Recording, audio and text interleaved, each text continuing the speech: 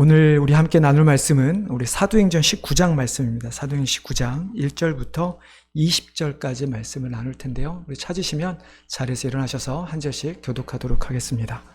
사도행전 19장 1절부터 20절 말씀입니다. 제가 먼저 읽겠습니다. 아볼로가 고린도에 있을 때 바울이 윗 지방으로 다녀 에베소에 와서 어떤 제자들을 만나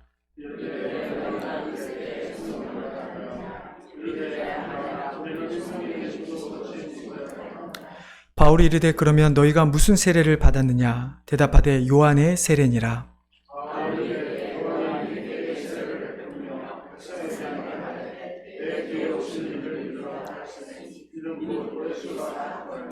그들이 듣고 주 예수의 이름으로 세례를 받으니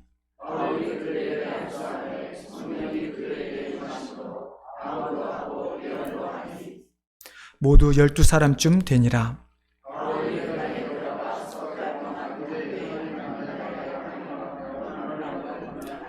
어떤 사람들은 마음이 굳어 순종하지 않고 무리 앞에서 이 돌을 비방하거늘 바울이 그들을 떠나 제자들을 따로 세우고 두란노 서원에서 날마다 강론하니라.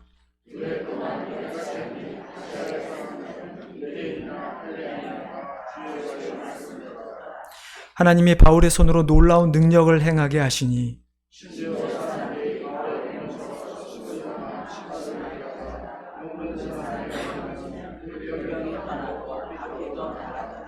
이에 돌아다니며 마수라는 어떤 유대인들이 시험삼아 얻게 들린 자들에게 주 예수의 이름을 불러 말하되 내가 바울이 전파하는 예수를 의지하여 너에게 명하노라 하더라.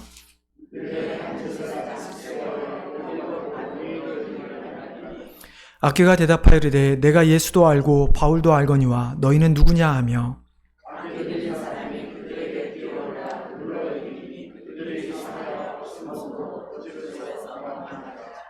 에베소에 사는 유대인과 헬라인들이 다 이 일을 알고 두려워하며 주 예수의 이름을 높이고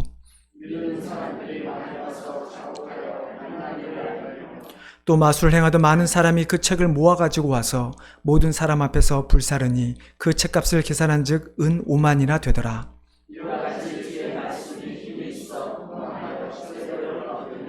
아멘. 예, 자리에 앉아주시기 바랍니다. 제가 한번 더 기도하겠습니다. 하나님, 이 시간 우리가 하나님의 말씀을 듣기를 원합니다. 하나님, 항상 우리에게 말씀하시듯 이 시간도 우리에게 말씀하여 주시고 하나님, 우리는 그 말씀이 선포되어질 때 가감없이 하나님의 말씀을 온전히 깨달아 우리의 삶에 적용하며 또 이 땅에 복음을 귀하게 전하는 귀한 백성들 또 교회가 되게 하여 주시옵소서. 오직 하나님의 말씀만이 온전히 선포되기를 간절히 원하오며 이 모든 말씀 예수님의 이름으로 기도드리옵나이다. 예, 우리 1월 첫 주부터 이제 벌써 셋째 주인데요, 오늘이. 계속해서 예배와 관련해서 말씀을 나누고 있습니다. 아마 다음 주까지 한 번 더 예배에 대해서 이제 말씀을 나누고 2월부터는 이제 다른 말씀을 나누려고 하는데요. 첫 주에 우리가 말씀드렸던 아벨과 가인의 제사에 대해서 말씀을 나눴고, 그래서 하나님께서 아벨의 믿음을 보시고 가인이 아닌 아벨의 제사를 받았다라고 말씀을 드렸습니다. 그 하나님께 첫 양의 새끼를 드리기 위해 준비했던 그 아벨, 그 순간에 아벨이 믿었던 그 하나님, 그 하나님에게 아벨은 예배를 드린 거죠. 지난주에는 예수님께서 내게 배우라라는 말씀을 통해서 우리가 예배를 통해서 그냥 우리가 필요한 것을 얻고 돌아가는 시간이 아니라 우리가 하나님께서 우리에게 말씀하시는 것들 중에서 특별히 예수님을 닮아야 하는 우리의 변화대한 삶에 대해서 말씀을 나눴습니다. 유대인들은 율법이라고 하는 그 멍에 율법을 지켜야 하나님의 백성이 될 수 있고 구원을 받을 수 있다라고 하는 그 생각에서 매여서 자신들은 항상 스스로 수고하고 다른 사람들에 의해서 지움을 받게 되는 그런 어려움에 놓여 있었지만, 그러나 더 이상 우리가 예수 그리스도로 말미암아 그분께서 죽으심 때문에 우리는 더 이상 율법이 되었든 혹은 선행이 되었든 혹은 무엇이 되었든 우리가 구원을 받기 위해 더 이상 지고 가야 할 혹은 남에게 지움을 받아야 할 짐이 우리는 없게 되었다라고 말씀을 드렸습니다. 그래서 그 짐을 대신 지신 우리가 주님께서 우리에게 보여주신 그 마음, 온유와 겸손의 마음을 우리가 본받아야 된다라고 말씀을 나눴죠. 오늘 세 번째로, 오늘은 세상을 변화시키는 예배에 대해서 말씀을 나누고자 합니다. 모든 기독교인들에게는 주어진 의무가 있습니다. 우리가 단순히 그냥 예수 그리스도를 믿어서 구원받고 천국에 가는 것이 기독교인이 아니라 기독교인이라고 하면 마땅히 우리는 이 세상을 변화시켜야 하는 의무가 우리에게 있다라고 하는 것이죠. 그럼 우리는 세상을 어떻게 변화시켜야 하는 것일까요? 우리가 오늘 말씀을 통해서 실은 이 말씀에 등장하는 사람들의 그 모습이 우리의 모습이 되어야 하고, 더 나아가서는 그 모습이 하나님을 알지 못하는 자들이 복음을 들었을 때 바뀌어야 될 모습이라는 것입니다. 그래서 오늘 말씀을 통해서 우리가 어떻게 변화되어야 되는가, 어떻게 세상을 변화시킬 수 있을 것인가에 대해서 말씀을 함께 나누고자 합니다. 사도행전 19장의 배경은 사도 바울의 제3차 전도 여행 때 일어났던 일입니다. 본문의 앞장인 사도행전 18장을 보면 바울이 2차 전도 여행 때 에베소에 돌아오는 길에 에베소에 잠깐 들르게 됩니다. 그리고 그 사람들을 만났는데 그 사람들이 너무 자신을 환대해 줬죠. 그러면서 이 바울은 에베소 사람들에게 내가 언젠가 반드시 돌아와서 너희를 만나길 원한다 라고 다시 만날 날을 기약하면서 떠나게 됩니다. 그리고 드디어 오늘 이 19장이 들어서 3차 전도여행 중에 에베소에 가게 되죠. 바울이 했던 그 세 차례의 전도여행과 로마의 전도여행을 본 가운데 바울이 가장 많이 오랜 기간 동안 머물러 있었고 가장 많이 심혈을 기울였던, 애를 썼던 지역이 바로 이 에베소 지역입니다. 정확하게 바울이 왜 그랬는가에 대해서 나와 있지는 않습니다. 하지만 바울이 했던 그의 모습, 그가 머물렀던 그 시간들을 볼 때 바울은 분명히 다른 지역보다 이 에베소에서 쏟았던 그의 애정은 훨씬 더 많았다라는 것을 우리는 알 수 있죠. 바울이 그렇게 애정을 다해서 복음을 전했을 때 어떠한 일이 벌어집니까? 오늘 20절 말씀이죠. 이와 같이 주의 말씀이 힘이 있어 흥왕하여 세력을 얻게 되었다라고 말씀합니다. 그 말은 무슨 말이냐면 바울이 복음을 전했을 때 그 복음, 하나님의 그 예수 그리스도의 그 말씀에 힘이 있어서 그 지역의 사람들을 변화시켰고 더욱더 그 복음이 전파되어서 날로 교회가 성장하게 되었다라는 의미이죠. 실은 이 에베소 지역은 결코 복음을 전하기에는 쉽지 않은 도시였습니다. 소아시아 지역의 많은 도시들처럼 마찬가지지만 무역과 교통의 중심지였다라고 하는 것은 그만큼 상업이 활발했다는 뜻이고 그만큼 외부 사람들이 많았다는 것이고 또 그만큼 이방신을 섬기는 일들이 많았던 지역이라는 의미이죠. 그런 지역에서 바울은 3년 동안 복음을 전했고 그 지역이 점점 더 하나님께서 원하시는 모습으로 바뀌어가게 되었다라는 이야기입니다. 하나님께서 42년 전에 분명히 이 교회를 이 땅에 세우셨습니다. 이 땅에 왜 세우셨을까요? 한인들이 그 땅에 많이 없었고 한인들이 모일 수 있는, 만날 수 있는 곳도 없어서 사람들이 만나는 곳으로 교회를 세우셨을까? 결코 그렇지 않았을 것이죠. 하나님께서 이 교회를 세운 이유는 역시나 에베소 지역에 있었던 것처럼 이 지역 가운데 하나님 말씀이 힘을 얻어서 하나님의 믿는 사람들이 흥왕해지도록, 넘치도록 하기 위해 이 교회를 이 땅에 세우셨다라고 하는 것입니다. 그렇다면 우리는 어떻게 그것을 해야 할까요? 어떻게 하나님께서 이 땅에 이 교회를 세우신 그 뜻을 우리가 이루어갈 수 있을까요? 오늘 말씀을 통해서 우리가 첫 번째 살펴보기를 원하는 것은 하나님의 말씀이 그 지역에 선포되어지고 지역을 변화하기 위해서는 그 복음을 전하는 자들이 진정으로 예수 그리스도를 따르는 자들이 되어야 한다는 것입니다. 오늘 본문에 보면 많은 사람들이 등장합니다. 바울이 복음을 전했을 때 그 복음에 반응하는 여러 종류의 사람들이 있었다라는 이야기죠. 오늘 본문을 보면 바울이 에베소에 있는 어떤 사람들을 만나는 장면이 나오는데요. 누가는 그들을 향해 어떤 제자들이라고 표현을 합니다. 누가가 제자라는 말을 사용할 때는 대부분의 경우, 많은 경우에 그리스도인들을 향해서 나타내는 말로 사용합니다. 그러니까 어떤 제자들, 그 의미는 그리스도를 따르는 사람들이라고 하는 의미이죠. 하지만 바울이 이런 그리스도인이라고 하는 제자들 만났을 때 그들이 정말로 그리스도인이었을까? 바울은 그들을 향해 질문을 합니다. 너희가 무슨 세례를 받았느냐? 그랬더니 그들이 뭐라고 이야기를 하죠? 우리는 요한의 세례를 받았다라고 이야기를 합니다. 제자들은 세례 요한이 베푼 세례를 받았고 세례 요한이 말하는 그리스도만을 믿는 자들이었습니다. 아마도 이들은 세례 요한의 제자들이었거나 혹은 세례 요한의 제자의 제자 혹은 아마 아볼로의 제자였을 것이라고 학자들은 추정합니다. 뭐 어찌되었든 간에 이들은 예수 그리스도에서 정확히 알지 못하는 자들이었다라는 이야기죠.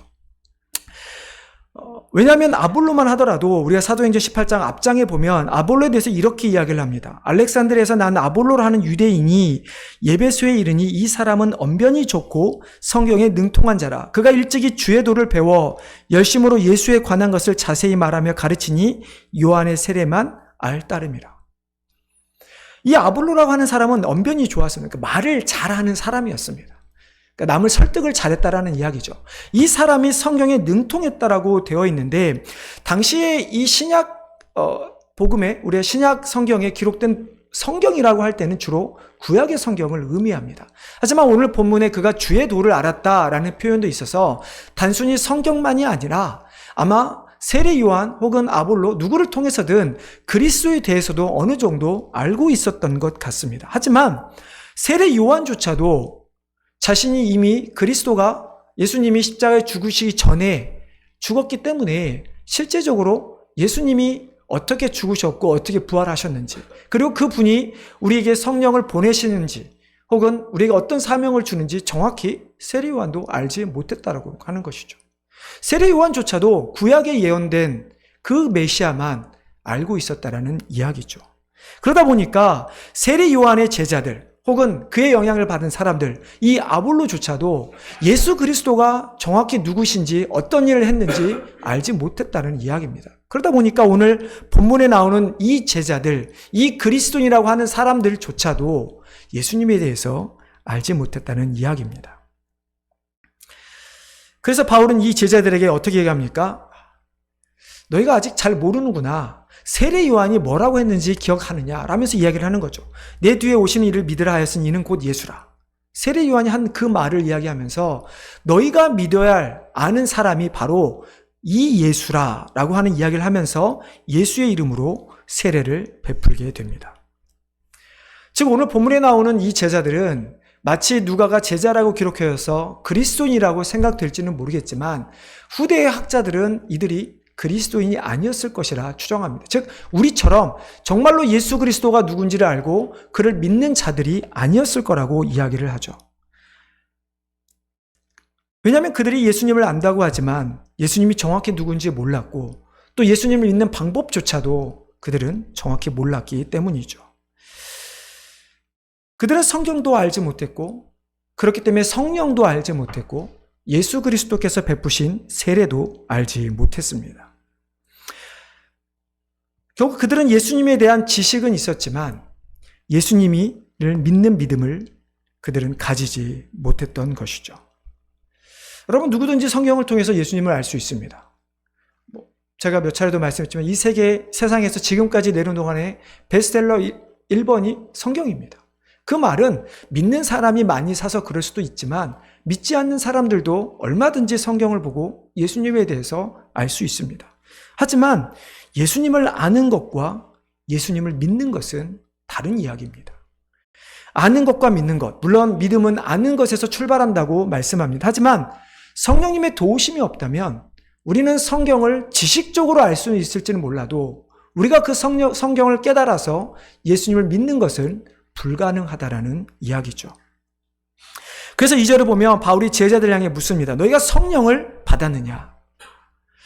이 9절과 6절의 말씀, 6절에 보시면 이제 그 사람들이 방언을 하고 예언을 하게 되는데요. 이 말 때문에 실은 많은 오해들이 있습니다. 성령을 체험해야 진짜로 거듭난 믿음이다. 그리고 성령의 체험을 한다는 것은 방언을 하거나 예언을 해야 된다. 어떤 은사의 표식이 있어야 된다라고 이야기를 합니다. 하지만 이 성령을 받았느냐? 그리고 바울이 그 뒤에서 묻는 질문, 너희가 어떤 세례를 받았느냐라고 하는 이 두 질문에서 나타내는 것은 우리가 은사를 받아야 성령 체험을 한 것이고 성령 체험을 해야 진정으로 변화된 것이 말하는 것이 아니라 이 말은 바울이 그들에게 이제 예수님에 대해서 알려주고 있는 것입니다. 어떤 것을 알려주고 있는 것입니까? 예수님께서 이 땅에 오셔서 사역하신 것뿐만 아니라 내가 죽고 이제 떠날 때 너희에게 무엇을 보내주냐? 내가 성령을 보내줄 것이다 라고 이야기를 합니다. 그러면서 너희가 내가 약속한 약속에 따라 성령을 보냈을 때 그 성령의 역사하심을 너희가 믿느냐라고 하는 것이죠. 더 정확히 말하면 그 성령의 도우심으로 너희가 예수 그리스도를 온전히 믿느냐라고 하는 질문인 것입니다.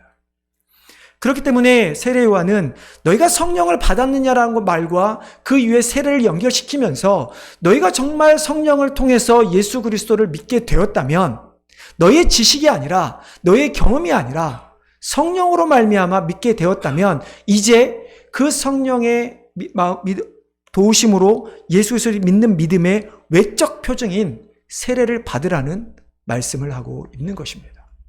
오늘 본문은 결단코 너희가 성령 체험을 해야 된다. 혹은 너희가 세례를 받아야 구원을 받았다라는 이야기가 아니라 너희가 성령으로 말미암아 예수 그리스도를 믿었다면 누구에게나 나타날 외적 증거인 사람들에게 보여줄 증거인 세례를 받아야 한다. 예수 그리스도의 이름으로 세례를 받아야 된다라는 이야기를 하고 있는 것입니다. 여러분, 세상을 변화시키기 위해서는 우리는 성령의 도우심이 필요합니다. 왜냐하면 내가 하는 것이 아니라 내 안에 계신 성령님의 도우심이 있을 때 우리는 비로소 강력한 힘을 발휘할 수 있기 때문이죠. 우리가 왜 강력한 힘이 필요한가? 그것은 우리가 전하는 것, 우리가 전하는 그 복음이 세상의 논리로 설명할 수 없기 때문입니다. 세상의 논리로만 한다면 우리는 오늘 힘을 가져야 합니다. 많은 돈을 가져야 합니다. 높은 지위에 올라와야 합니다. 이런 사람들만이 세상에 영향을 끼칠 수 있기 때문이죠. 하지만 우리가 전하는 복음, 주님은 그러한 논리로 설명하거나 전할 수 있는 것이 아니죠. 만약 세상의 논리가 맞다면, 이미 세상의 논리가 하나님의 방법과 맞다면 예수님이 이 땅에 오셨을 때부터 그러한 논리로 복음이 전해져야 합니다. 주님이 고난을 당하실 것도 아니고 십자가에 죽으실 것도 아니라 오히려 강력한 능력으로 귀신을 쫓아내듯이 이 세상의 모든 사람을 굴복시켜야 하는 것입니다. 하지만 세상을 변화시키는 것은 그러한 세상의 기준이 아니라 오직 예수 그리스도 그 한 분만으로 세상이 변화될 수 있음을 우리는 알아야만 하는 것이죠. 우리가 말씀을 통하여 예수 그리스도를 알고 그리고 성령의 도우심으로 예수 그리스도가 내 안에 살아있을 때 그리고 진정으로 나의 삶에 나의 모든 것의 주인으로 예수 그리스도를 올려드릴 때 우리는 비로소 세상을 변화시키는 준비가 된 것이죠. 오늘 본문에 나오는 두 번째 종류의 사람은 예수님을 알긴 하지만 이용만 하는 자들이 있습니다. 12, 13절에 보면 어떤 사람들이 어떤 일이 벌어집니까?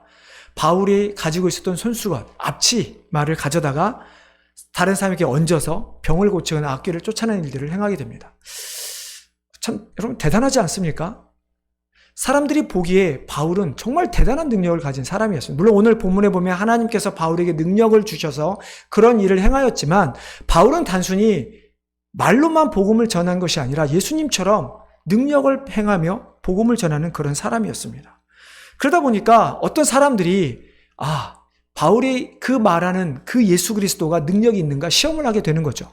그래서 어떤 사람들이 이렇게 얘기합니다. 내가 바울이 전하는 예수 그리스도의 이름으로 명하노니 나가라. 근데 어떤 일이 벌어집니까? 스게와의 7 아들이 역시 그들도 그런 일을 행하려고 했지만 오히려 악귀들이 내가 예수도 알고 바울도 알지만 너희는 누구냐? 라고 하면서 그들 몸에 들어가게 되죠. 여러분, 이들이 예수 그리스도의 이름을 전하는 것 어떤 목적으로 전했을까요? 정말 바울처럼 예수 그리스도를 믿음으로 그 복음을 자기가 믿었던 자기의 삶을 변화시켰던 그 복음을 전하기 위해 예수 그리스도를 전한 것이 아니라 그저 신기해서 혹은 자신들 또한 그러한 능력을 얻기 위해서 오늘 본문만이 아니라 사도행전 보면 마술사 시몬이라고 하는 사람이 등장하고 그 또한 예수님처럼 바울처럼 그렇게 귀신을 쫓아내고 놀라운 능력을 행하기 위해 따랐던 일들을 성경은 기록하고 있는 것을 볼 때 오늘 본문에 나오는 이 사람들도 역시나 그러한 세상의 어떤 능력, 세상 사람들이 바라는 그런 능력을 얻기 위해 예수 그리스도의 이름을 사용한 것 뿐이죠. 실제로 많은 그리스도인들이 가지고 있는 모습이 바로 이러한 모습입니다. 그렇다고 해서 바울이 했던 것처럼 예수의 이름으로 귀신을 쫓아내야 된다. 물론 그런 일이 여전히 일어날 수 있습니다. 하지만 그런 것보다 세상에서 우리가 명성을 얻거나 힘을 얻기 위해, 성공하기 위해 예수님을 이용하는 사람들이 있다라고 하는 것이죠. 그러다 보니까 그 이용하는 수준을 넘어서다 보면 어떤 일이 벌어집니까? 그러니까 이단이 생기게 되는 것입니다. 내가 예수의 이름을 이용해서 했더니 사람들이 나를 따르게 되고 나에게 헌금을 바치고, 그러다 보니까 그 사람은 점점 더 권력욕에 심취해서 자신이 논리의 성경을 만들어내고 자신이 메시아라고 하는 일들이 벌어지게 되는 것이죠. 근데 여러분, 꼭 이단만이 아니라 우리의 모습 가운데서도 이러한 모습이 있을 수 있습니다. 우리가 주님께서 우리에게 주신 사명을 생각하고 하나님의 뜻을 펼치기보다는 그저 내가 지금 필요한 것들, 내 남편 혹은 아내, 내 자녀들에게 필요한 것들만을 구하는 우리의 모습이 있다면 그 모습이 바로 오늘 본문에 나오는 사람들의 모습과 결코 다르지 않다라고 하는 것입니다. 여러분, 왜 건강을 얻길 원하십니까? 여러분, 왜 돈이 필요하십니까? 여러분, 왜 세상에서 성공하기를 원하십니까? 그것이 여전히 세상 사람들처럼 많이 가져야 남이 나를 괄시하지 못하고, 내가 힘을 얻어야 다른 사람을 누를 수 있고, 내가 높은 자리에 올라가야 다른 사람을 부릴 수 있기 때문이라면 우리는 잘못 믿고 있는 것입니다. 우리의 그런 것들이 필요한 것은 하나님의 나라와 의를 구하기 위함이고 복음을 전하기 위한 것이지 내 한 몸 잘 살기 위해 필요한 것이 아니라는 것이죠. 그러다 보니까 우리는 맨날 이렇게 기도합니다. 하나님, 이것만 주시면, 이 시험만 통과하게 해주시면, 이 고비만 넘게 해주시면 내가 정말로 하나님 나라를 위해 헌신하겠습니다. 여러분, 그럴 날 없습니다. 내가 이 고비를 넘기면 그 다음 고비는 또 찾아옵니다. 내가 이것을 소유하면 우리는 더 그 다음 것을 소유하기를 원하기 때문이죠. 인간의 죄로 말미암은 욕심은 끝이 없기 때문에 우리가 그렇게 기도해서는 결단코 하나님의 사명을, 하나님의 복음을 이 땅에 전할 수가 없게 되는 것입니다. 그렇기 때문에 교회가 힘을 잃게 되는 것이죠. 마치 교회가 성장을 해야만, 대형교회가 되어야만 무언가 할 수 있다고 생각하는 것, 내가 성공해야만 할 수 있다고 생각하는 그러한 생각들이 어떻게 보면 정말로 예수 그리스도의 복음을 전하는 사람들의 마음을, 그들의 믿음을 좀먹고 있게 되는 것이죠. 우리가 정말 돈이 있어야, 성공해야, 힘이 있어야 주님께서 사용하신다면 하나님께서 우리를 사용하실 이유가 없죠. 모든 것을 가지신, 모든 걸 하실 수 있는 하나님이 하시면 될 일이지 굳이 우리를 부르셔서 사용할 일이 없는 것입니다. 그렇기 때문에 세상을 변화시키는 그리스도인들은 능력 있고 힘 있고 돈 있는 사람이 아니라 오직 하나님의 말씀에 의지하여 순종하는 사람들, 그 사람들만이 세상을 변화시킬 수 있다는 것을 깨달아야 할 것입니다. 이처럼 세상을 변화시키는 위해서는 우리가 바뀌어야 합니다. 그리고 세상이 그렇게 우리가 바뀌는 것처럼 세상이 바뀌는 것을 보아야 할 것인데요. 오늘 본문에 보면 바울이 복음을 전했을 때 사람들이 바뀌게 됩니다.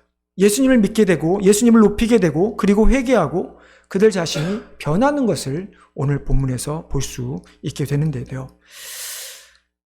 바울이 복음을 전했을 때 그 지역의 말씀에 힘이 얻어 흥왕하여져 세력이 얻게 되었을 때 어떤 일이 벌어지는가? 첫 번째로는 하나님을 두려워하며 예수님의 이름을 높이는 일들이 일어나게 됩니다. 앞서 말씀처럼 에베소라고 하는 지역은 아데미라고 하는 여신을 믿었던 대표적인 도시였습니다. 풍요의 여신을 상징하는 아데미인데요. 그러다 보니까 보통 여신 신전이 있으면 도덕적으로 타락하게 됩니다. 아까 말씀처럼 에베소라고 하는 그 무역과 교통의 중심지였기 때문에 많은 사람들이, 많은 다른 신들을 믿었던 사람들이 모여서 그곳에서 많은 일들을 행하게 되었죠. 오늘 본문뿐만 아니라 오늘 우리가 읽은 후반절에 보면 어떤 일이 일어나냐면 자신들이 믿은 신을 이렇게 만들어서 파는, 마치 우리가 어디 이렇게 관광을 가면 관광 상품을 팔잖아요. 그런 것처럼 그들은 자신이 믿는 것들을 만들어서 그곳에 오는 사람들에게 사고 파는 그런 일들이 있었습니다. 하지만 정말로 바울이 복음을 전하고 바울이 병을 고치고 악귀를 쫓아냈을 때 이들은 어떤 느낌을 갖게 되었을까요? 자신이 믿었던 귀신, 자신이 믿었던 신들을 쫓아내는 바울의 모습을 봤을 때, 그 예수 그리스도 이름 앞에 어떠한 신도 힘을 발휘하지 못할 때 그들은 두려울 수밖에 없었습니다.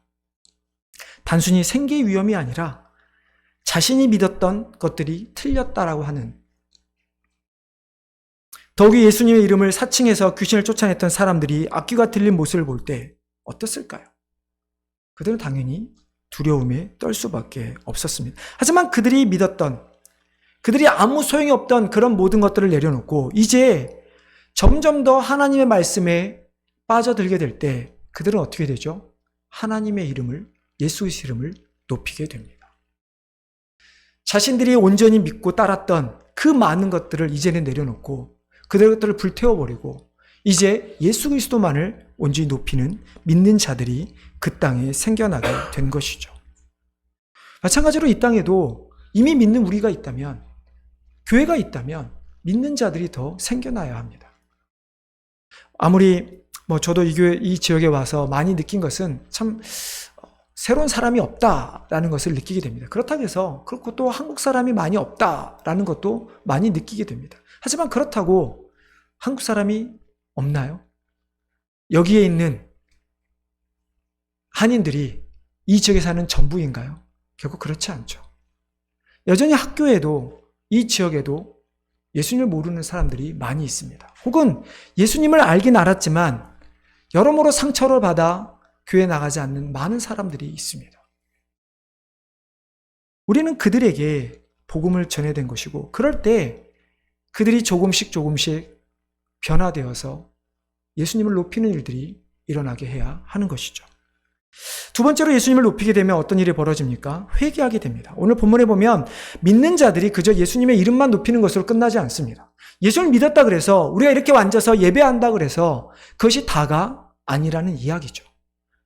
진정으로 그들 삶 가운데 회개가 일어나는 것을 보게 됩니다. 18절에 보면 믿는 자들이 많이 나와 자신들이 행하였던 일을 고백하기 시작합니다. 어떤 일을 고백했을까요? 아마 이랬을 것 같아요. 나는 이런 신을 믿었었는데 내가 그것이 잘못되었음을 고백합니다. 내가 이렇게 다른 신을 만들어서 파는 것으로 내가 생계를 꾸렸는데 그것이 잘못된 것임을 내가 고백합니다. 아마 이런 많은 일들이 벌어졌을 것입니다. 심지어 어떤 사람은 토색하고 어떤 사람은 남을 괴롭히고 남을 정죄했던 일들을 고백하기 시작했을 것입니다.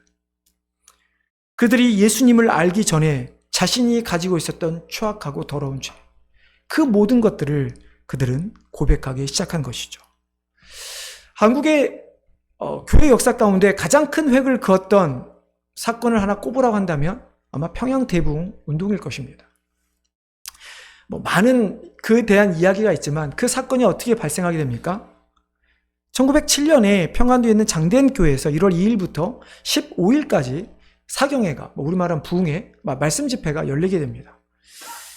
아침부터 저녁 늦게까지 계속 기도하고 공부하고 복음 전하고 저녁에 집회, 이런 일들 가운데 뭔가 크게 하나님의 역사하심을 그들이 체험하지 못하는 것 가운데 마지막 날 전날인 14일 저녁 철야 기도회 때 기도를 하던 중 길손주 장로라고 하는 한 분이 회개를 하기 시작합니다.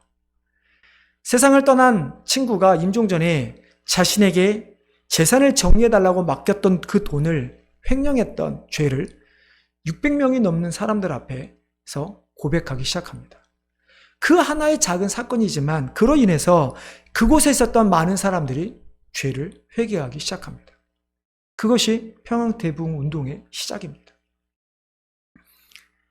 그 때문에 오히려 그 집회에 가니 많은 사람들이 죄를 고백하더라. 그래서 심지어 그 죄인들을 잡으러 왔던 방은덕이라고 하는 순포, 지금의 경찰이죠, 하는 사람조차도 자신의 죄를 고백하고 예수를 믿고 교회를 세우게 되는 일들이 벌어지게 되죠. 우리가 예수님을 믿어 이후에 세상을 변화시키기 위해서는 우리가 회개해야 합니다. 우리가 세상 사람들과 같이 똑같이 돈과 명예에 눈이 어두워 살아간다면, 우리가 하는 일들이 세상의 사람들은 맞는 것처럼 보여지지만 그러나 말씀에 비춰봤을 때 잘못된 것인 줄 모르고 여전히 살아간다면 우리는 세상을 바꿀 수가 없습니다. 세상 사람들이 기독교를 향해 바라는 것은 무엇일까요? 기독교인답게 사는 것입니다. 하나님의 말씀대로 살아가는 것, 손해를 보더라도 정직하게 겸손하게 살아가는 것, 그것을 세상 사람들 또한 여전히 원하는 것입니다. 제가 그동안 많은 그 관련된 이야기들, 기사를 많이 봤었는데요. 저를 사로잡았던 기사가 하나 있었습니다. 잊을 수가 없는데 좀 오래된 기사이긴 합니다. 2019년에 발행된 한국일보에 실었던 기사인데요. 제목이 비신자가 기독교인과 대화 중 가장 실망하는 것은? 이라는 제목입니다. 여러분 무엇이라고 생각합니까? 비기독교인이 기독교인과 대화하는 것 중에서 가장 실망하는 것. 이 기사에 따르면 기독교인들은 당연히 비기독교인들에게 신앙에 대해서 이야기를 하려고 한다고 합니다. 그리고 비기독교인이 그런 기독교인들에게 바라는 모습, 그러니까 신앙에 대해서 말할 때 바라는 모습이 뭐냐면 62%가 정죄하지 않고 그저 말을 들어주는 기독교인, 그들과 마음을 열어서 대화할 수 있을 것 같다라고 대답을 했다고 합니다.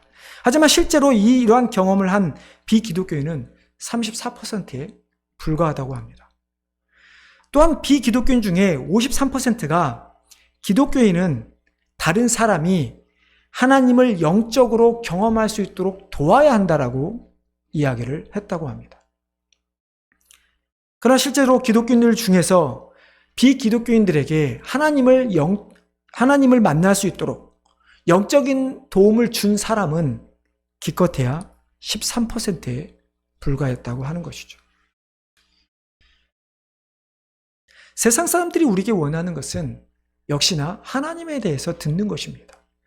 하지만 그럴 때 우리가 택해야 될 자세는 그저 믿어라, 강압이 아니라 정말 그들이 마음을 열 수 있도록 그들을 정죄하는 것이 아니라 그들을 다독이며 그들을 편안하게 해주는 것이 우리에게 필요하다고 하는 것이죠. 우리가 그렇게 되게 하기 위해서 우리에게 필요한 것이 회개인 것입니다. 우리가 예수 그리스도를 믿었지만, 예수 그리스도를 전하지만 여전히 내가 예수 그리스도를 믿기 전의 모습으로 살아간다면 아무런 영향을 미치지 못한다라는 이야기죠. 어디서 이런 말도 많이 들었습니다. 주일 예배를 마치고 점심 친교를 하는 사람들의 이야기를 들어보면 대부분의 남자 성도들은 정치 이야기, 대부분의 여자 성도 이야기들은 드라마 이야기. 여러분, 우리가 세상을 변화시키기 위해서 우리가 회개해야 된다는 이야기인 것은 단순히 우리의 죄만 고백하는 것이 회개가 아니라 우리가 그러한 삶에서 정말로 하나님이 기뻐하는 삶으로 바꾸는 것, 변화하는 것, 그것이 진정한 회개입니다.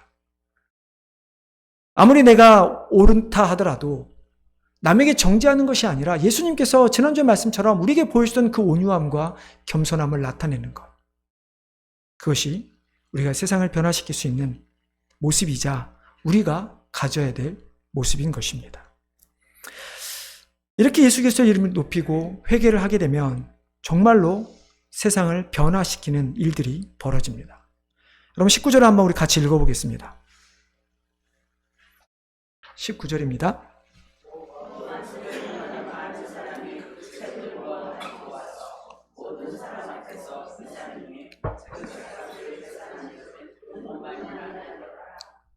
마술을 행하던 사람들이 자신들이 믿고 따르던 것이 헛된 건 줄 알고 자신들이 가지고 있었던 그 책들, 은으로 5만 정도 되는데 그 모든 그 비싼 책들을 가져다가 불태우게 됩니다. 책을 불살랐다라고 하는 것은 완전한 결단을 의미합니다. 다시는 내가 과거의 모습으로 돌아가지 않겠다고 하는 어떤 회개에 대한 진정한 변화의 모습을 그들은 보여주고 있는 것이죠. 우리들의 많은 모습들 가운데 어떠한 모습이 있습니까? 우리가 포기하지 못하는 그런 세상의 모습들이 분명히 있습니다. 여러분, 이스라엘 백성들을 한번 생각해 보십시오. 하나님께서 아브라함을 불러내신 이후에 이스라엘 백성들이 멸망하기까지 정말 그들이 한번 역사를 볼 때 이스라엘 백성이 범죄한 후에 하나님 앞에 돌아오는 때나 아니면 정말 중요한 전쟁이나 어떤 중요한 결단을 해야 될 때 어떤 일을 행합니까? 자신들이 가지고 있었던 모든 우상들을 땅에 묻거나 불에 태우는 일들을 행하였습니다. 그 말은 자신들이 가지고 있었던 우상을 제하여 버리고 오직 하나님만 믿고 나아가겠다라는 의미인 것이죠. 그럼 이처럼 세상을 변화시키기 위해서는 이처럼 우리의 삶이 바뀌어야만 하는 것입니다. 아무리 세상에 좋은 것이 있어도, 아무리 이것이 좋아도 그것이 하나님 말씀이 아니라고 한다면 우리는 과감하게 그것들을 버릴 수 있어야 하는 것이죠. 세상의 가치가 우리의 가치가 되어서는 안 됩니다. 하나님이 중요하게 여기시는 가치가 우리의 가치가 되어야 하는 것이죠. 우리가 그렇게 변할 때 비로소 세상 사람들이 변하게 되고 그들도 역시나 자신들이 좋아했던, 자신들이 믿었던 잘못된 것들을 버리고 하나님 앞으로 돌아올 수 있게 되는 것입니다. 여러분, 이것이 하나님이 원하시는 변화의 모습입니다. 그저 교회가 예수 믿어라 라고 하는 이 한마디 전하는 것, 물론 그것도 중요한 일이죠. 하지만 그것으로 끝나는 것이 아니라 우리가 변화되어서 세상 사람들로 하여금 그렇게 변화되어지 만드는 것, 그것이 하나님께서 교회에게 우리에게 주신 사명인 것입니다. 세상 사람들이 많은 것을 가지려 할 때 우리는 베풀 수 있어야 합니다. 세상 사람들이 자기를 드러내려 할 때 우리는 오히려 드러내지 않고 예수 그리스도를 드러내야 하는 것이죠. 세상 사람들이 위로만 올라가려고 할 때 우리는 그 자리에서 섬길 수 있어야 하는 것입니다. 바울은 이렇게 고백합니다. 빌립보 3장 7절 9절에 보면 무엇이든지 내게 유익하던 것을 내가 그리스도를 위하여 다 해로 여길 뿐더러 또한 모든 것을 해로 여김은 내 주 그리스도 예수를 아는 지식이 가장 고상하기 때문이라. 내가 그를 위하여 모든 것을 잃어버리고 배설물로 여김은 그리스도를 얻고 그 안에서 발견되려 함이라. 사랑하는 성도 여러분, 정말 세상을 변화시키길 원하십니까? 정말 여러분이 변화되기를 원하십니까? 그렇다면 예수 그리스도만을 바라보시기를 바랍니다. 그리고 그 주님께서 우리에게 말씀하신 것처럼 우리의 세상의 헛된 것들을 내어버리고 정말 주님의 말씀대로 온전히 살아가시기를 바랍니다. 오직 예수 그리스도만이 우리에게 유일한 소망 되심을 깨닫고 그 주님만을 바라보며 살아가는 성도님 되시기를 바랍니다. 그렇게 내가 변할 때 나로 말미암아 내 가정이 변하는 것이고 교회가 변하고 더 나아가 오늘 우리가 나누기를 원했던 것처럼 세상을 바꿀 수 있는 힘을 얻게 되는 것입니다. 세상 사람들이 여전히 기독교를 향해 손가락질하지만 그러나 그들이 여전히 기독교를 향해 하나님의 복음을 듣기를 원하는 마음이 있다면 우리는 아직 해야 할 일이 있는 것입니다. 주저앉아 앉을 것이 아니라 우리가 비록 잘못해서 넘어진다 할지라도 힘이 없어서 포기한 것처럼 느껴지는 순간이 온다 할지라도 우리는 그 상황에서 오히려 힘을 내어 우리 자신을 변화시키고 세상을 변화시켜야 하는 의무가 우리에 있다는 것을 깨달아야 할 것입니다. 저희는 한 해 동안 예배를 가운데 이러한 것을 우리가 깨달을 뿐만 아니라 실천하는 해가 되기를 바랍니다.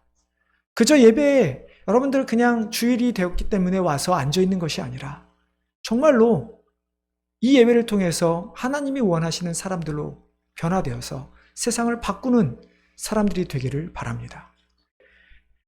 예배 맨 마지막 마칠 때마다 항상 질문을 했었죠. 정말 이 예배가 마지막 예배라면 하나님께서 여러분들에게 그래서 너희는 세상에 무엇을 누구를 변화시켰냐라고 물으신다면 여러분들은 어떻게 대답하시겠습니까? 우리가 항상 예배에 최선을 다함으로 말미암아 정말로 우리 자신, 우리 가정, 교회, 세상을 변화시키는 우리 귀한 성도님들 그리고 교회가 되시기를 주님의 이름으로 축원합니다.